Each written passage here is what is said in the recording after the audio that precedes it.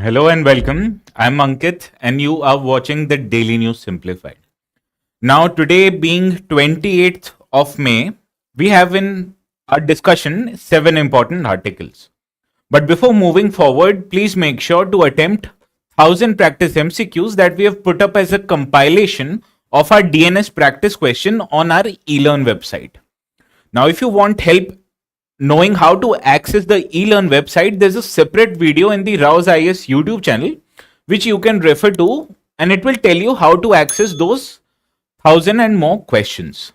And also please make sure to hit the like button as it helps us keep motivated. Now, starting off our today's discussion with the first topic, it is on urban fires, because only recently we saw a disaster, that was urban fire incident happening in cities like Rajkot, Delhi, and it resulted into loss of precious lives. And this topic was the subject of an op-ed article which you can see appeared in the Indian Express newspaper. Now, if you look closely, this article highlights that India, due to its increased population density, especially in urban areas, which has resulted into unplanned growth of urban areas, has put the entire urban area to the risk of fire-related disaster. And this article highlights what should be the measures that should be taken by the fire department in general and state governments in particular to improve the disaster response and disaster mitigation with relation to fire and safety. And this topic, it becomes important from GS paper 3 perspective, because you can see the syllabus, it highlights disaster and disaster management. Further, questions on disasters which happen frequently have been asked by UPSC before. Case in point, this 2021 PYQ on landslide and its related management issues. So this is an important topic, especially with GS paper 3 perspective. So let us discuss what are the reasons for urban fires. Now, urban fire, it is a fire event which takes place in an urban area. As you can understand, the urban areas, they are densely populated. So not just the building which has caught fire, but also the surrounding areas, they are at risk for fire related incidents. An NCRB report, that is National Crime Records Bureau, in 2020 it highlighted that the previous year it resulted more than 9,000 fire related incidents, which also resulted into deaths which was more than of 9,000 people. So you can understand it is a significant disaster as far as a urban area is concerned. So in this regard, let us understand what are the reasons for frequent urban fires in the country. Now, the first reason is that in urban areas, especially in India, we witness unplanned growth of urban areas. And this happens more prominently in form of growth of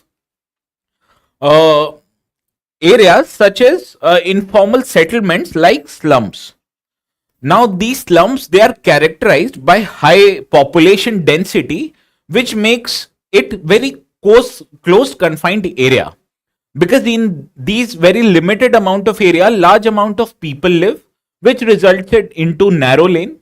And this narrow lane, it inhibits fire disaster response.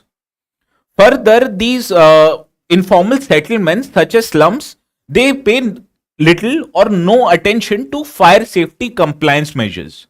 Because as I've already highlighted, these areas, they are confined in a very narrowly located regions, which makes access to fire department and its vehicle difficult. Further, these narrow lanes, they also block exit pathways. So you can understand, not just it poses immense amount of risk to the people who live in these settlements, but also the disaster response efforts which is undertaken by the fire department, it also faces significant amount of challenges in these informal slums, which has both residential and commercial enterprises. Further, the primary responsibility of dealing with fire incidents in an urban area is vested with the urban local bodies such as municipal bodies and municipal corporations. However, what we have witnessed is that the capacity of these bodies to deal with fire related incident, it is somewhat inadequate because first of all they have limited budgets, which makes them not so properly capacity, which tries to affect their capacity to deal with fire related issues. Further, they are unable to undertake activities such as risk mapping of various fire prone areas. So, not just the ULB, they do not have adequate capacity, but they also do not have adequate information related to what kind of areas are more fire prone in their respective domains. Further, these urban local bodies and their respective fire departments, they are also lacking in adequate manpower, such as fire brigade departments, they only exist in urban areas and not in rural areas. And also, whenever they exist in urban areas, they are also thinly staffed. So you can understand in terms of whenever a disaster such as fire related accidents happen, so the adequate capacity of the fire department, it is not proper to deal with that emergency in an adequate manner. Further, these fire departments, they also do not have adequate equipments, fire retardant materials and gadgets which helps them deal with this fire related incidents. So because of inadequate capacity of urban local bodies and shortage of manpower and required technology, it makes fire emergencies or dealing with fire emergencies a lot more difficult and challenging task. Further, in with respect to normal public, the awareness related to fire related or fire risk, it is also inadequate or low. And this is because the people who are primarily responsible or living in high risk areas, they are not properly aware or educated about the kind of risk that they are exposed to. And please make sure and please also realize that these people, they are the first responders in any fire related event. So not just they have low awareness, but they also do not have adequate training and awareness measures on how to deal with fire related incidents. And this also increases their vulnerability to fire disasters. Hence, these are the reasons of why urban areas are more risk factor, that they have more risk related to fire incidents, and also how they are inadequate in terms of capacity, resources, and awareness in terms of dealing with these fire related incidents. So, in this regard, let us understand what should be the way forward in order to increase the capacity of people living in urban areas and also the capacity of departments who are responsible for dealing with fire related emergencies. And the first step in this regard is to have a prevention and mitigation measures. Because first of all, the bodies such as ULBs who are responsible for granting permission to any residential or commercial buildings, they should only give the permission after those buildings meet with the adequate fire safety and standard certification. Hence, it will help prevent the causes of fire in residential and commercial buildings. Also, to mitigate the risk, we need to discourage the builders from using fire prone materials such as plastics and prefabricated materials, as it will help reduce the risk related to fire incidents. Further, the building codes should also focus on developing kind of escape routes and having necessary infrastructure which will help deal with these fire related emergencies in a proper manner. Second comes the measures after what happens when a disaster event takes place. Now, in this regard, the most important aspect are the fire stations in the country, because you can understand these fire stations, they are primarily responsible for responding to any fire related incidents.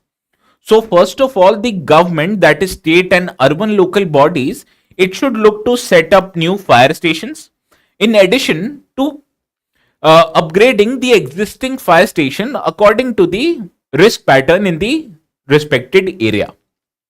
Further, the capacity building of the personnel such as fire brigades, it should be also undertaken so that they should be trained and equipped in order to deal with fire emergencies in an adequate manner. Also, we should also upgrade our fire services department so that they become the first responders in any kind of disaster situation and not just the fire related incidents.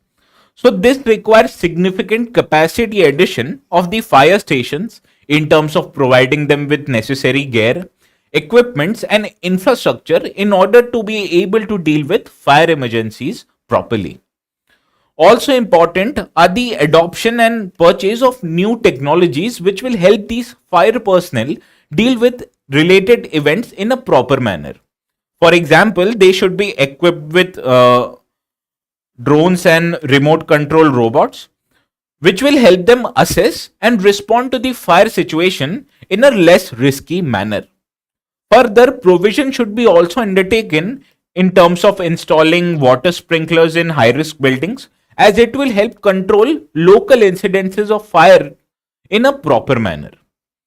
Further, in last slide, I highlighted that the response mechanism, it not just requires response from fire department, but it also requires response from police and health departments. So in that regard, institutional reform should also take place. And these institutional reforms should be done in order to increase coordination between various related departments. That fire department should closely coordinate with police and health facilities in order to provide effective disaster response. Further, as I've already highlighted, state governments, they are primarily responsible for dealing with fire related crisis situations. However, the central government should also play a key role in this regard by giving an adequate scientific and policy direction to the state government in form of model laws. And then the responsibility should be then on the state government to implement these model laws in their true spirit. And also, probably the most less talked about aspect is increasing the awareness of local people whenever they are subjected to a fire related incident. Because please understand, these local people, they are the first responder in any kind of disaster situation, for example a fire related incident. So training the local people in an effective manner will not just increase their capacity in dealing with crisis, but it will also prevent from untimely death of people, as the locals, they'll be able to respond quickly and effectively in any fire related incident. So this was all related to the first article of today, that was urban fire incident. Hence we move to the next set of articles which appeared in the Hindu and the Indian Express newspaper. Now these articles, they highlight menstrual health and hygiene as it is an important aspect of public health. However, this news article, it appeared today because today is Menstrual Hygiene Day. Now this is a very sensitive topic. However, it is also very less talked about topic because of the related societal taboos and stigma attached to it.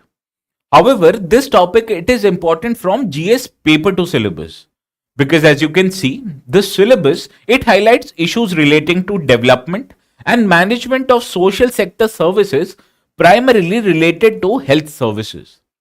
Also, questions in this topic, especially related to maternal and geriatric care, it appeared in mains of the year 2020.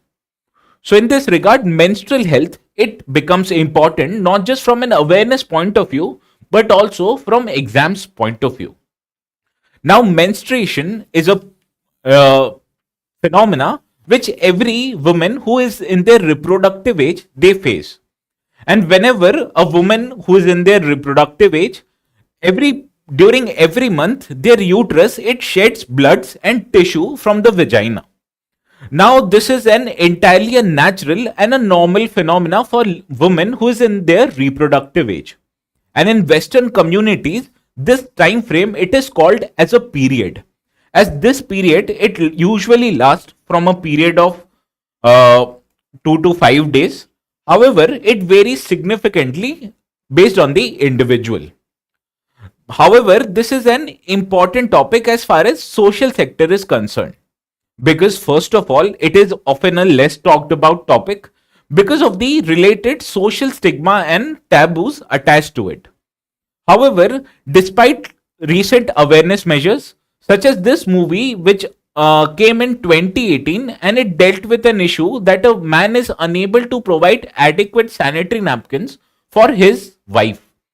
So he takes it as a mission so as to make the sanitary napkins more affordable, not just to his own wife, but also to society in general.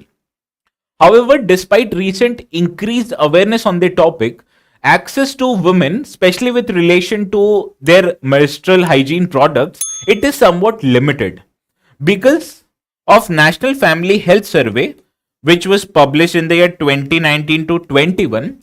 This survey it highlighted that even today, only 78% of women in the country they have access to methods which provide them with adequate protection during their menstrual cycle. However, despite increased awareness, as you can understand, only about three-fourths of women have access to these products. And this situation it becomes more drastic as far as rural areas are concerned. Because in rural areas, only 73% of women they have access to sanitary napkins and other important menstrual hygiene products. So this brings our attention towards the barriers which women face in access to menstrual health and their related products. And in this regard, the first and probably the most significant barrier are the social cultural barriers. Because as I've already highlighted, women living especially in urban areas they face significant social cultural barriers in form of misinformation as well as misconceptions. And because of lack of awareness on these topics, women in general they are not open to discuss this issue with other members of society, especially men. And this prevents women from access to clean and affordable sanitary products. And this becomes more drastic even in close quarters such as your own homes. Because in rural areas, even today, we witness women, they are subjected to exclusion from their own house as they are forced to live in separate confinement during their menstrual cycle. And this prevents women from accessing their day-to-day opportunities such as participating in daily activities like going to a kitchen or to local temples. So this social cultural barrier it prevents women from accessing educational services also, because women who are primarily school going girls they are unable to access to their school or school premises due to their menstrual cycle. And this not just creates significant educational barriers, but it also prevents these young girls from getting educated about this sensitive issue. Hence, not just women are facing exclusion from society, but it is also preventing them to access to educational services in general. And this further perpetuates the misinformation and miscommunication regarding this very issue. Now, after they face social cultural exclusion as well as educational barriers, women also face economic barriers also. Because first of all, women, especially who belong to low income communities, they face exclusion as the cost of accessing these menstrual products they are quite high for women who belong to less income or less privileged background. Further, these women they also miss out on their work and income due to as they are unable to participate in economic activities during their menstrual cycle. So as you can understand, it not just creates social cultural barriers, but it also creates access barriers as far as educational and economic services are concerned. Further, women also face infrastructural barriers because to deal with their menstrual hygiene, women need clean toilets as well as access to clean water.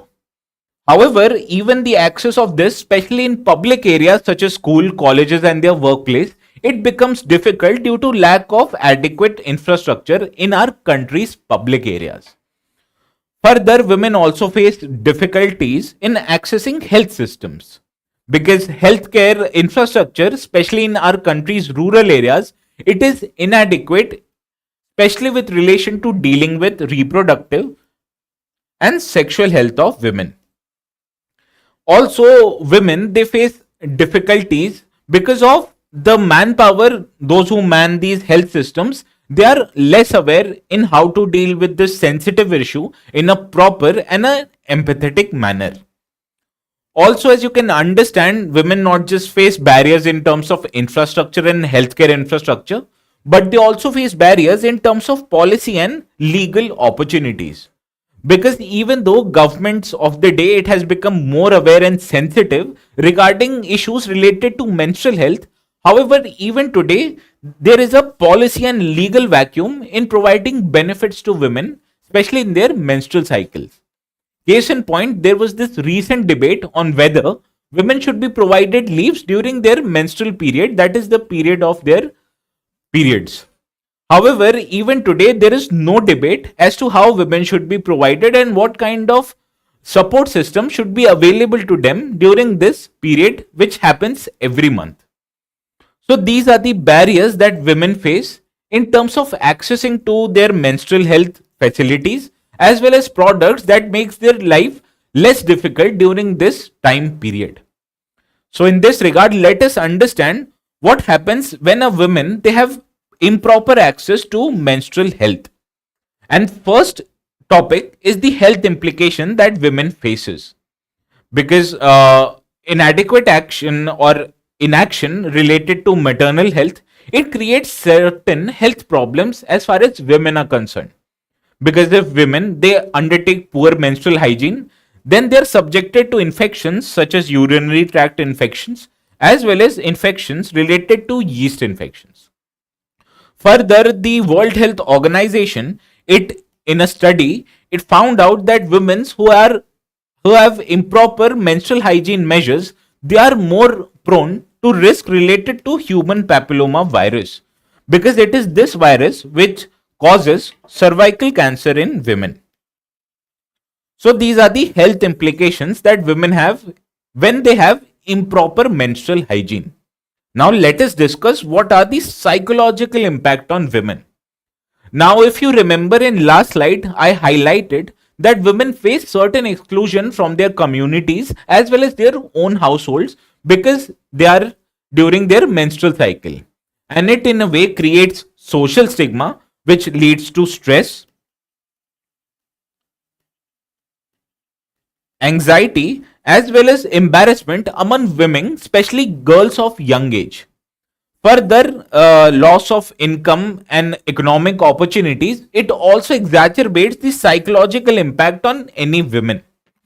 Further, as women are unable to access to public areas because of lack of menstrual health hygiene, it also impacts or in a way disrupts their societal connections in general, because women not just are unable to access to educational health facilities, but these situation it also prevents them from undertaking economic opportunities. So this highlights the social disruption that women face every month during the term of their periods. Further, whenever these menstrual health they are indisposed of improperly, it also creates certain pollution in our country's water bodies and land areas. Hence, in a way, improper sanitation measures it also impacts our country's environment. In addition, as I've already highlighted, as women they're unable to access to their work related jobs, especially during the time frame of their periods, it also has certain economic consequences, especially on the women belonging to low income and less privileged backgrounds, because they are unable to get income during this period, and also they face certain repercussions on their career opportunities. So these are the economic consequences that are faced by women because of their inadequate menstrual health. Further, whenever a woman they pay improper attention to their menstrual health, it also subjected them to many diseases, which also increases their bill related to healthcare services. So not just it reduces their opportunities to gain more income and advance in their career, but it also subjected them to increased healthcare bill, which provides them or makes them very vulnerable as far as economic consequences are concerned.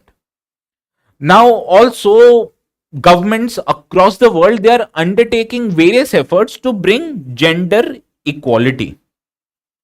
However, you have to understand that whenever women are excluded socially and prevented from accessing educational, health, and economic activities, it also goes against the very principle of gender equality. And who is saying this? It is UN Population Fund.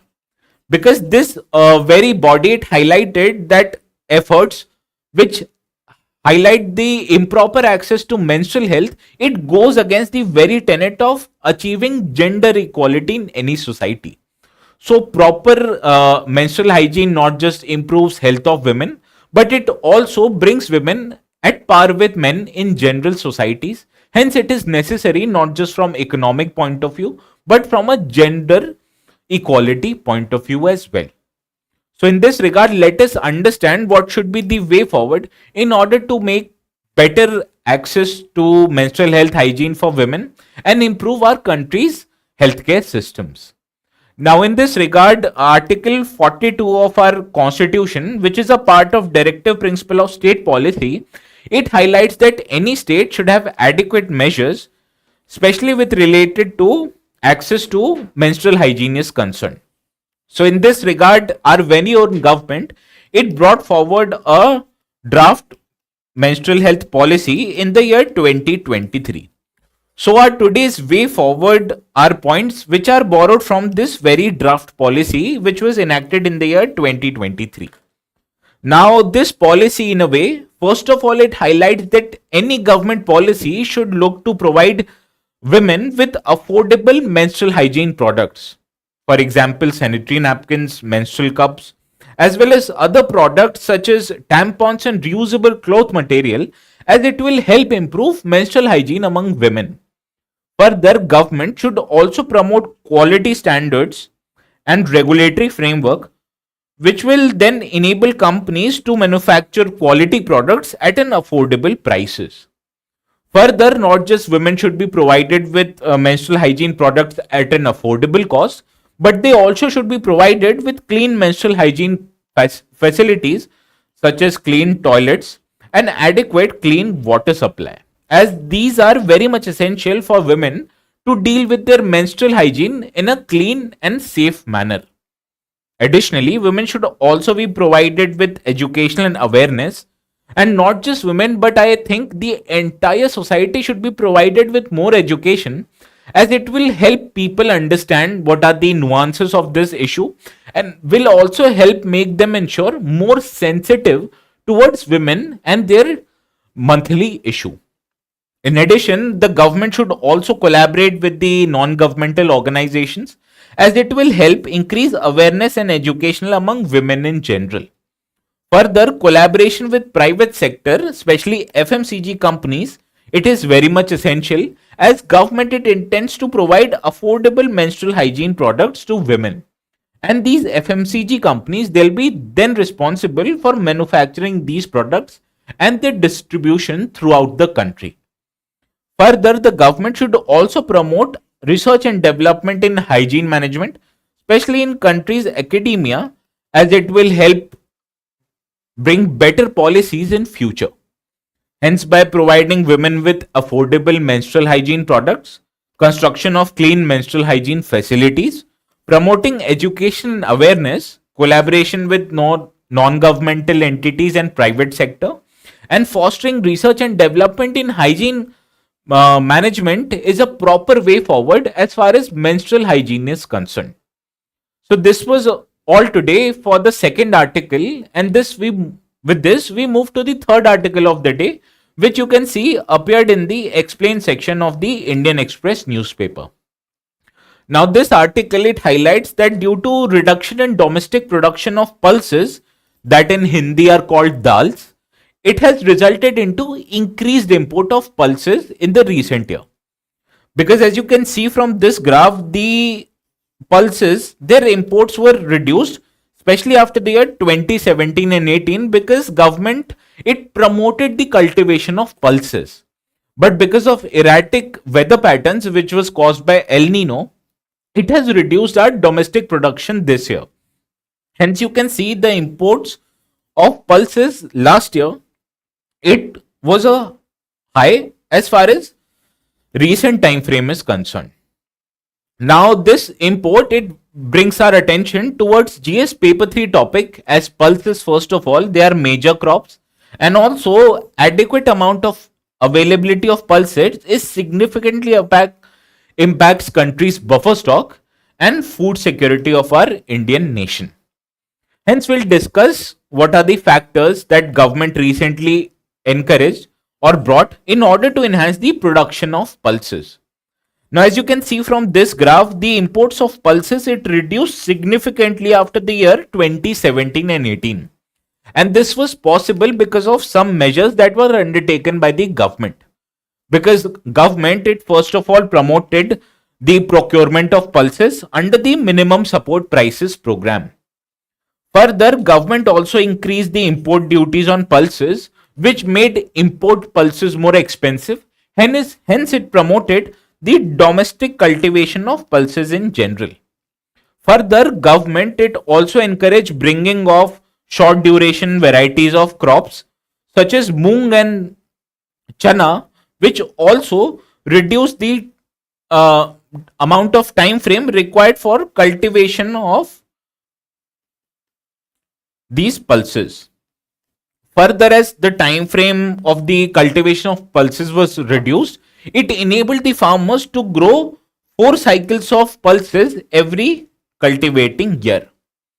So not just it increased the production level, but it also incentivized the farmers to grow more and more pulses. However, as I already highlighted, because of erratic weather pattern which was caused by El Nino, it significantly brought up pulses at risk as far as heat waves were concerned. Hence, it reduced the amount of pulses production in the country. So, because of that, last year you can see the amount of pulses imported, it increased significantly. Hence, let us understand what are the major sources of imports of our pulses. Now, masoor dal, which is imported significantly, they are imported from countries such as Australia as well as Canada. Whereas on the other hand, white and yellow pulses, they are imported from Canada, Russia as well as Turkey. Whereas black chana, they are imported from African nations such as Tanzania, Sudan as well as Australia as well. Whereas tur is concerned, which is probably the pulse which is in high demand in both north and south regions of the country, it is imported from Mozambique, Tanzania, Malawi as well as Myanmar. Whereas urad, it is solely imported from countries such as Myanmar. So these are the imported source of imports which was mentioned in the article. Now let us understand what are the issues which has prevented the increase in pulse production in our country. And let us understand this issue in a very sequential manner. Because as you can understand, government, it brought forwards a minimum support price regime which is there for 23 crops in general.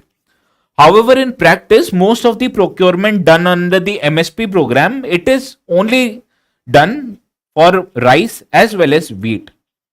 Hence, you can see when government is procuring majorly both rice and wheat, it in a way incentivizes any farmers to grow more and more rice because the procurement under it is ensured by the government. Hence, what we have seen is pulse growing farmers, they have stopped growing pulses and rather they are moving towards growing more and more cereals such as rice and wheat. Hence, in long term, especially after 1960s, we have witnessed shift in our cropping patterns.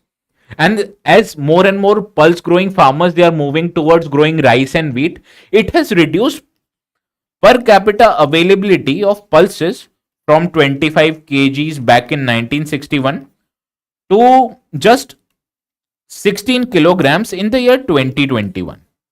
So this has reduced the availability of pulses in general as far as India is concerned, because the farmers, they are incentivized more to grow rice and wheat rather than growing pulses. Further, the growing of pulses currently in the country, they are or relegated to marginalized land. Because in these lands, primarily the practice or growing practice, they are rain fed in nature. Hence, as much as 84% pulse growing areas in our country, they are rain fed, which makes them quite vulnerable to instances of drought and other heat related stress. And because of these vulnerability, what we have seen that because of changing weather patterns, the productivity of pulses has reduced quite significantly. Hence, the yield of pulses in general in India, it has become quite less as compared to other countries also. Further, there is also a phenomena which is called as a high yield gap. Now, this yield gap is the difference between growing of pulses in, say, in a controlled environment like a laboratory, and when you grow these pulses in a farmland, the yield gap is as much as 50% as far as tur pulses are concerned. Because the amount of pulses that can be grown in ideal conditions such as laboratory, it is almost double than that what you can grow in a normal farmland, because rain fed and marginalized farming practices are used to grow these very pulses. Hence, this in a long term has created what you can call a demand supply mismatch. Because as highlighted by the consumption expenditure survey, it highlighted that as people are growing more and more aware, and with rising disposable income, the demand of pulses has only increased in recent past. However, as far as production of pulses are concerned, it has somewhat been stagnated, and it has also reduced in last few years because of erratic weather patterns. Hence, this has forced India to become net importer of pulses despite being its largest producer worldwide. Because almost average of India is importing about 25 lakh tons of pulses per year on an average, which makes India importer of about 25% of pulses across the world. So, because of increased demand among people, however, this demand has not been met with adequate amount of cultivation in our domestic farms. Hence, this has made or forced the government to import more and more pulses from other nations, which has made India the net importer of pulses. And because of ineffective MSP regime, we have witnessed a shift in cropping pattern as farmers, they are encouraged to grow more and more rice and wheat in place of pulses. Hence, farmers, they are only growing pulses in rain-fed areas, which has reduced the overall yield of Indian pulses. So these were the issues related to pulse production in our country. And with this, we move to second set of articles.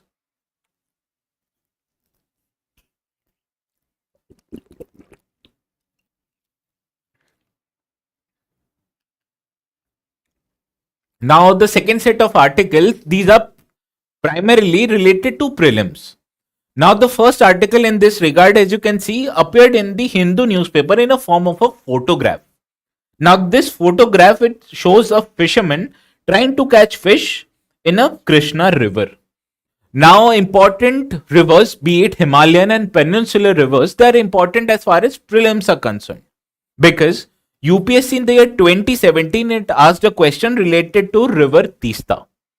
So, in this regard, let us discuss what is Krishna river and important facts related to this very river. Now, this Krishna river, it is the second longest river as far as peninsular rivers are concerned, and it flows towards the direction that is east. Also, this river, it originates near Mahabaleshwar in Maharashtra, which is located in Western Ghats. Now, the basin states of this river, it includes Andhra Pradesh, Maharashtra, Telangana, as well as Karnataka.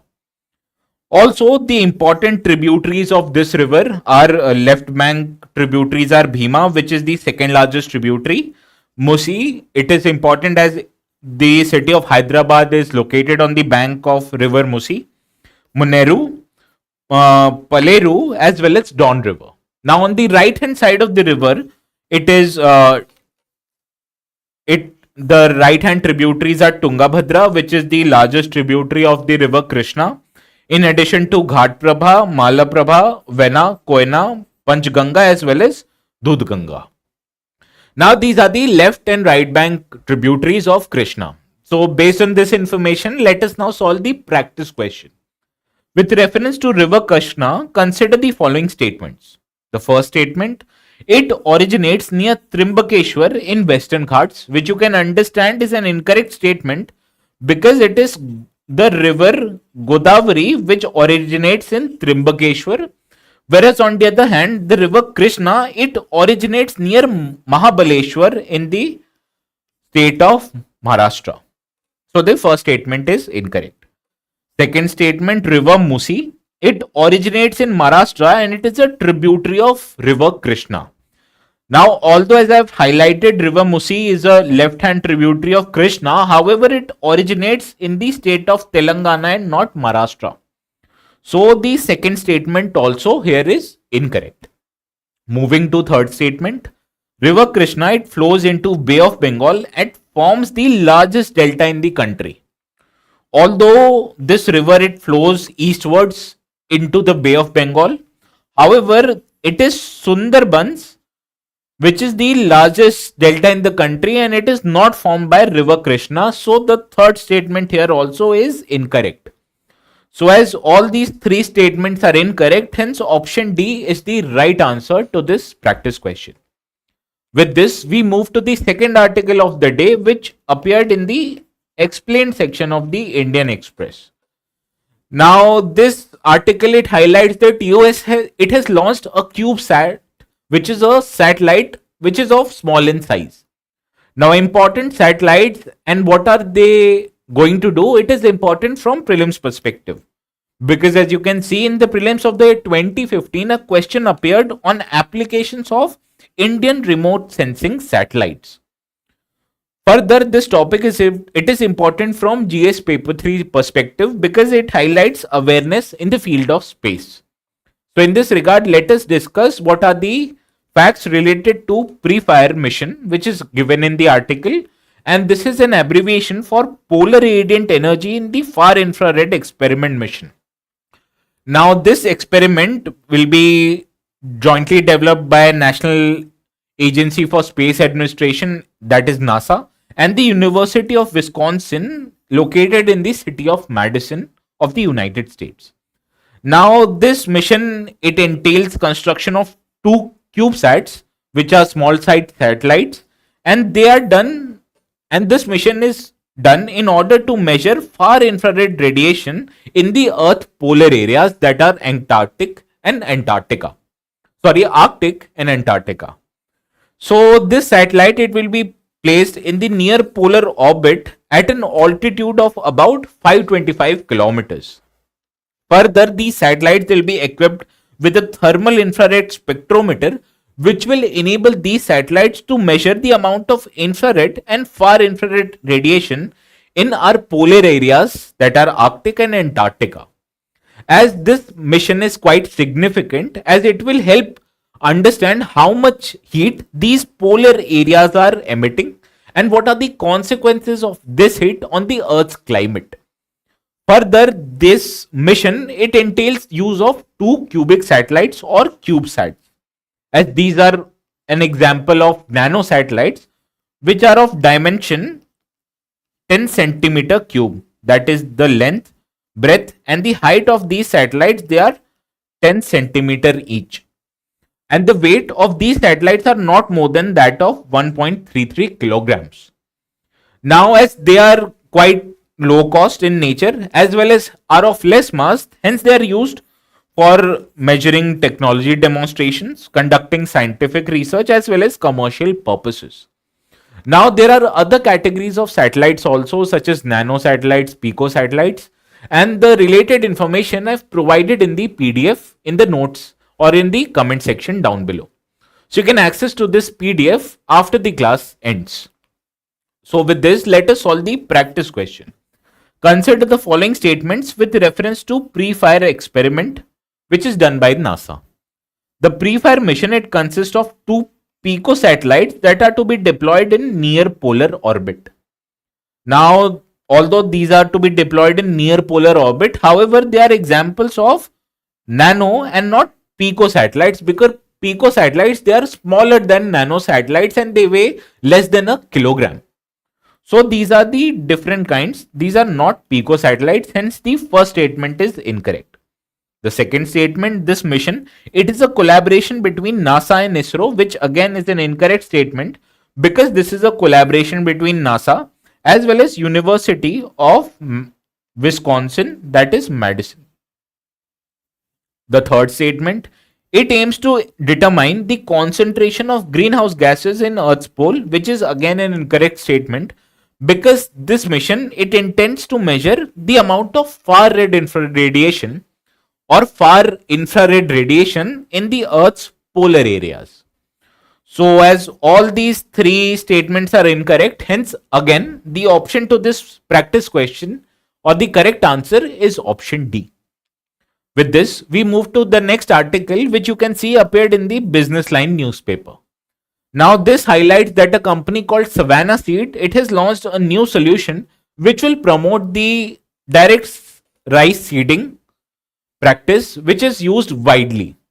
Now rice is a major crop in India, hence this news article, it is important from GS paper 3 perspective. Further important agricultural techniques, they are important as far as prelims examination are concerned, because as you can see in the year 2020, a question appeared on advantage of zero tillage agriculture.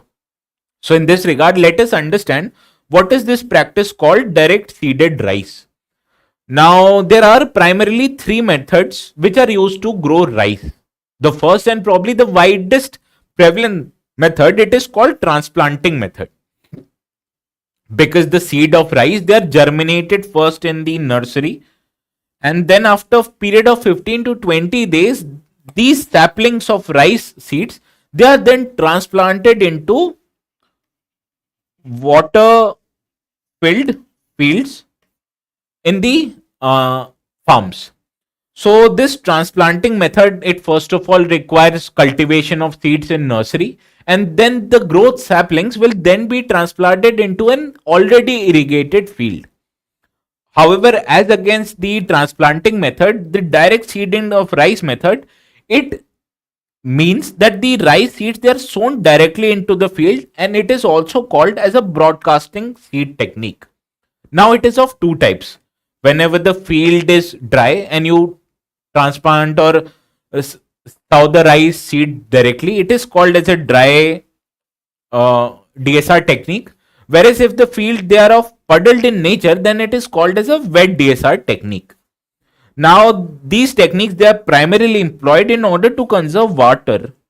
That is very much prevalent in growing of rice is concerned. Further, these DSR seeds or the type of DSR technique, it can be grown almost in all types of soil.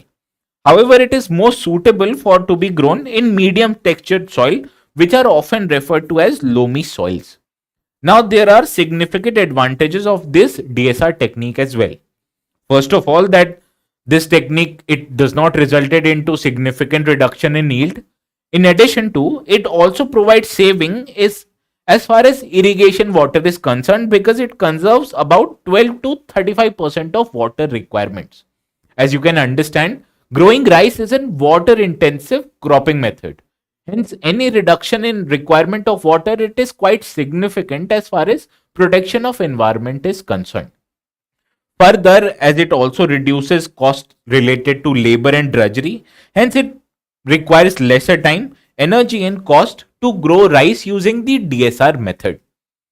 So based on this information, let us now solve the practice question. With respect to direct seeded rice, consider the following statements. The first statement, it is crop establishment system where rice, they are sown directly into the field, and as you can understand, this is a correct statement, because in DSR technique, instead of transplanting already grown saplings, we plant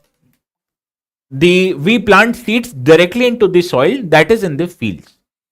Further, this method allows for faster crop maturation, which is correct, as it has resulted into significant reduction in growth of rice crop. Further, medium textured soils are more suitable for growth in this method, which is correct statement, as I have already highlighted here. So in this regard, how many of the above statement is or are correct? As you can see, all these three statements are correct. Hence, option C is the right answer to this practice question. With this, we move to the last article of the day, which appeared in both the Hindu as well as Indian Express newspaper, because due to an event of landslide in the country of Papua New Guinea, we have seen that over 2000 people are buried. Now, this is a significant event, so it makes it important for us to understand the location of Papua New Guinea, because you can understand important geophysical event and the related locations have been asked by UPSC before, especially in the year 2018, because a question appeared on Barren Island volcano, which is located in the island that is Andaman and Nicobar Islands. So the practice question here, it asks us to consider the following pairs, which will require us to pair regions in news with respect to their respective locations. Now the first pairing is Enga province and Papua New Guinea, and this is a correct pairing because Enga province is where this event has taken place and it is located in the country of Papua New Guinea. So the first pairing is correct. Now the second pairing, which highlights Bougainville, it is located in South China Sea. Now as you can see from this graph, the Bougainville Island, it is located in east of Papua New Guinea. However, it is not located in South China Sea, rather it is located in Pacific Ocean and Coral Sea. So the second pairing here is incorrect. Now let us take a look at the third pairing, which is Zagreb. Now Zagreb is the capital city of the country Croatia, hence the third pairing here is correct. Now Honiara, it is paired with Solomon Island. As you can see, Solomon Island, the capital city is termed as Honiara. So the fourth pairing here also is correct. So how many of the pairs given above is or are correctly matched? And the correct answer to this practice question is option C, as three pairings, that is first, third and fourth are correct. So with this, we conclude our today's session of Daily News Simplified, and we'll see you again tomorrow 6 p.m. at sharp. So please make sure to again practice those 1000 questions and more, which is very important as far as your prelims examination are concerned. And these questions, they are compilation of the questions that we have taken up in our Daily News Simplified. So I'll see you again tomorrow. Until then, I wish you a very good night.